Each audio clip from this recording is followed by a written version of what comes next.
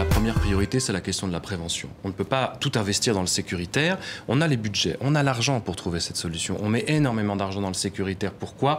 Parce que les populations ont besoin d'être assurées et ça, c'est tout à fait légitime. Donc vous mettez des militaires comme il y a eu en France et comme il y a eu en Belgique à chaque coin de rue. Ça coûte beaucoup d'argent, mais ça permet quand même de prévenir et ça rassure les gens. Et puis le travail des services et puis toutes ces questions.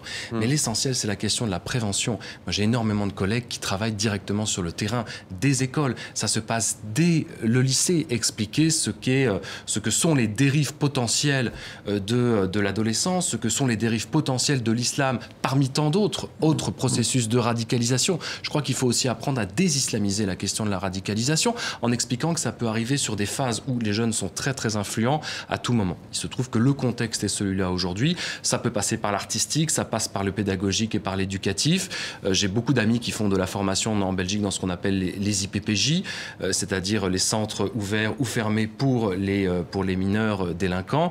Et puis il y a la question fondamentale de nos alliances géopolitiques, que ce soit la France ou la Belgique. Information hier en Belgique, le premier port d'entrée de cocaïne en Europe est en Belgique, à Anvers, ce qui est quand même incroyable. Et puis vous avez finalement un lien souvent entre drogue, délinquance et radicalisation, malheureusement. Azouz Begag, sur ce phénomène, vous évoquez Khaled Kelkal de la région lyonnaise. 1995. Voilà, déjà. Il n'y avait pas ce phénomène, tout de même, pas tous ces attentats. Comment y remédier, selon vous?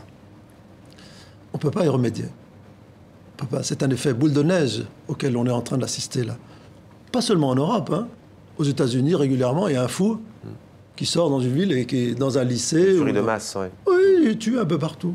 Donc il serait intéressant d'associer quand même ces deux formes. Vous voulez dire quoi? Que c'est parfois des jeunes désespérés qui vont prendre comme label, comme couverture, l'islamisme pour, oui, bien sûr, mais surtout des gens qui n'aiment pas la vie. Ouais, des jeunes qui ont 25 ans et qui considèrent que le passage sur Terre, c'est une épreuve.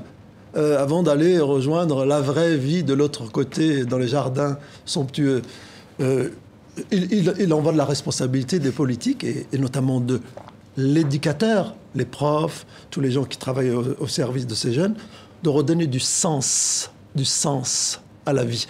Aimer la vie, aimer être avec les autres, aimer s'intéresser à Algorithme et Averroès et tous les philosophes. Aimer partager, voilà. Et ne pas sombrer dans la solitude. Et Algèbre aussi, Al-Jabar, puisque vous en avez cité un, j'en citerai un. Vous avez cité algorithme, je cite algèbre. Souvent, ça commence par AL d'ailleurs.